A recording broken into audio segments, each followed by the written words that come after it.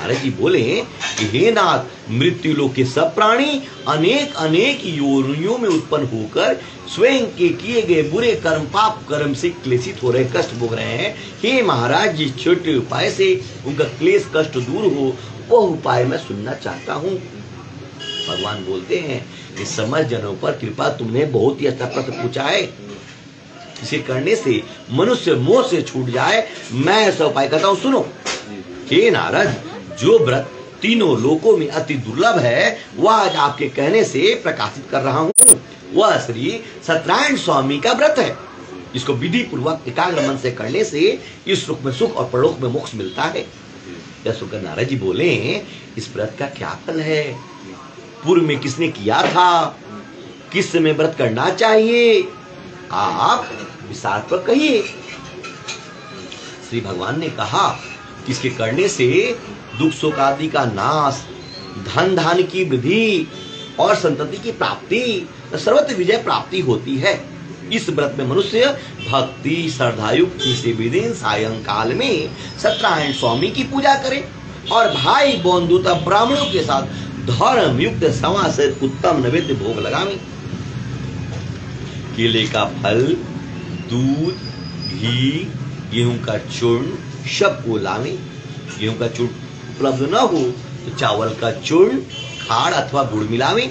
सवा पाव अथवा सवा से मिलाकर भक्ति से सत्यनारायण स्वामी को नैवेद्य इत्यादि भोग लगावे।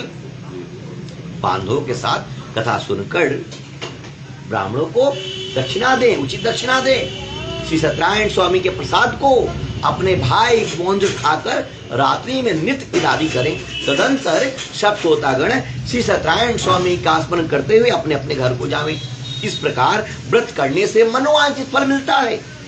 आप जो है व्यापार निकल सकते हैं। इसके बाद विशेषकर घर में ना, विशेषकर इस कली काल में पृथ्वी पर इससे बढ़कर दूसरा कोई उपाय नहीं है।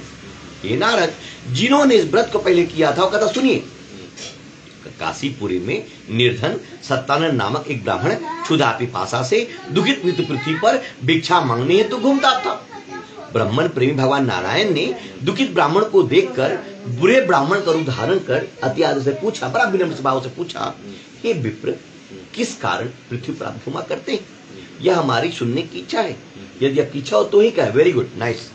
ब्राह्मण बोले कि मैं अत्यंत दरिद्र हूँ, भिक्षा के लिए पृथ्वी पर भ्रमण करता हूँ। यदि आप कुछ जानते हो तो कृपा कर तुमसे कहिए। जो वृद्ध ब्राह्मण बोले, हे द्विश्रेष्ठ, मनोरथों को सिद्ध करने वाला उत्तम श्री सत्यनारायण स्वामी का व्रत करो। इसके करने से मनुष्य सब दुखों से छूट जाते हैं। विद्ध ब्राह्मण रूपी श्री सत्यनारायण देव ने व्रत का विधान ब्राह्मण को बताकर आप अंतर ध्यान हो गए। तदंतर ब्राह्मण सत्यानंद ने मन में निश्चय किया कि मैं कल ही श्री सत्यनारायण स्वामी के उत्तम व्रत को अवश्य करूंगा। इसी चिंता में ब्राह्मण को रात भर नींद नहीं आई। सुबह उठकर निश्चय किया कि मैं आज श्री सत्यनारायण स्वामी के उत्तम व्रत को अवश्य करूंगा। यह संकल्प कर भिक्षा मांगने को गया तो उस दिन उसको सब दिनों से अधिक धन मिला। उस रुपए पैसे द्रव्य से उसने अपने भाइयों के साथ श्री सत्यनारायण स्वामी के उत्तम व्रत को किया। उसके प्रभाव से सब दुखों से छूटकर सर्व संपत्ति से युक्त हो गया। व्रत के प्रभाव से सतानंद नगर भर में श्रेष्ठ माना जाने लगा और तभी से वह ब्राह्मण हर महीने व्रत करने लगा। भगवान ने कहा कि सतानंद द्वारा किया हुआ श्री सत्यनारायण स्वामी पूजा को जानकर जो मनुष्य व्रत करते हैं वो सब पापों से छूटकर मोक्ष को पा जाते हैं। इस प्रकार पृथ्वी में इस व्रत को जो मनुष्य करेंगे, घी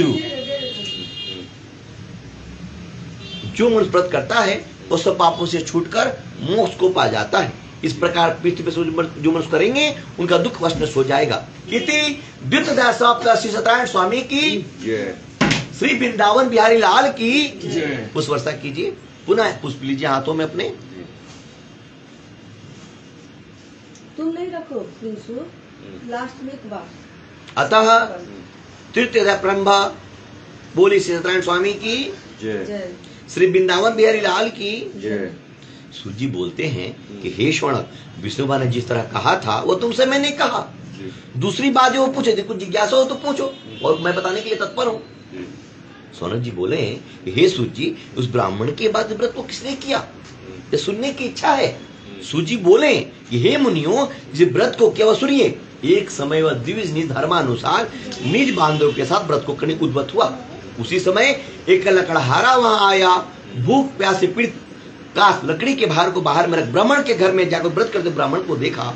लकड़हारा नम्रता से हाथ जोड़कर प्रणाम कर बोला, आप यह क्या कर रहे हैं? इसके करने से क्या फल होता है? वह विस्तार पूर्वक कहिए।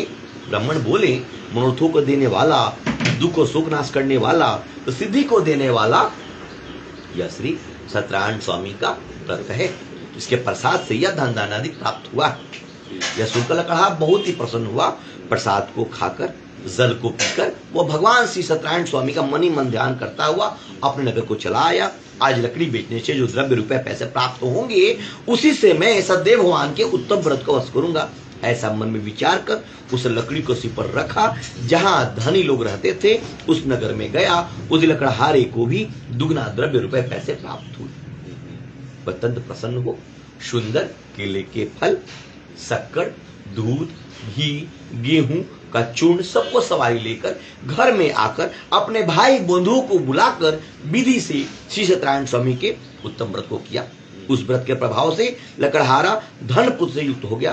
30 लोक में सुख अंत में शत्रु को चला गया। हे मुनिगण, मैं और कथा कथो सुनी। इति तीर्थदया समाप्त। बोली श्री सत्यनारायण स्वामी की जय, श्री वृंदावन देव लाल की जय। सुन लीजिए। अतः चतुर्थ प्रंभा। बोलिए श्री सत्यनारायण स्वामी की जय, श्री वृंदावन लाल की जय।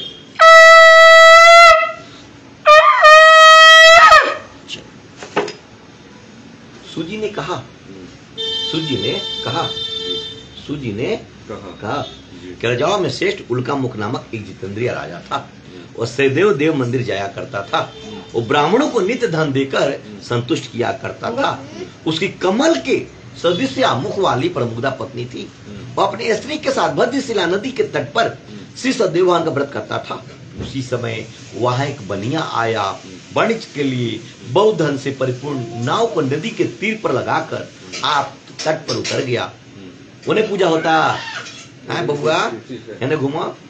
वो राजा को व्रत करते हुआ देख नम्रता से पूछने लगा। साधु बोला, हे राजन, आप यह क्या करते हैं? वो हमसे भक्ति पूर्वक कहिए। आइए मेरे बगल बैठिए, यहाँ बैठिए। सुनने की इच्छा है। राजा बोले, हे साधु, यह अति तेजस्वी विष्णु भगवान का पूजन है जो अपने बांधवों के साथ पुत्र आदि प्राप्ति की इच्छा से किया जाता है। तब तो बनिया नमस्कार कर बोला, हे राजन, इस व्रत को मुझसे कहिए, ये मैं भी करूंगा, कारण कि मेरी संतान नहीं है, इस व्रत से वश होगी।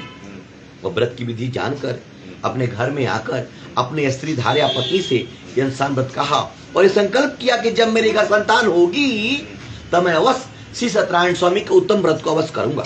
थोड़ी समय में उनकी स्त्री लीलावती आनंद से गर्भवती हो गई।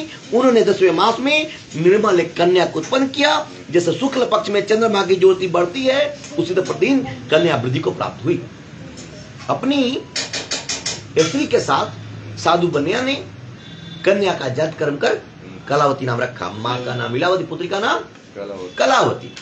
एक दिन लीलावती अपने स्वामी से मधुर वचन बोलती है कि पहले का जो संकल्पित व्रत आप क्यों नहीं करते?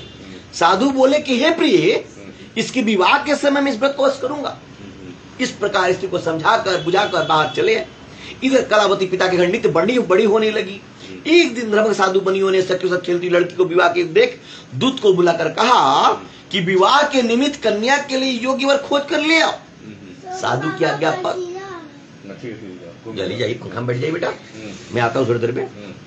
साधु की आज्ञा पाकर दूत कांचन नगर गए। उस नगर से एक वणिक पुत्र को लेकर साधु आए। उसने सुंदर गुरुत लड़कियों को देख जाति भाई के साथ प्रसन्नचित्त विधान पूर्वक अपनी कन्या का उस वणिक पुत्र के साथ विवाह करते हैं। अब भाग्यवश विवाह के समय उस व्रत को साधु भूल गया। तब सत्यनारायण देव गुस्सा किए क्रोधित हो गए कि कुछ दिन बाद नीच कर्म में अति चतुर साहूकार व्यापार की इच्छा से अपने दामाद को लेकर समुद्र के निकट रतनसारपुर नामक नगर में जाकर व्यापार करने लगा। इसी समय सत्यनारायण स्वामी ने साधु को बढ़ती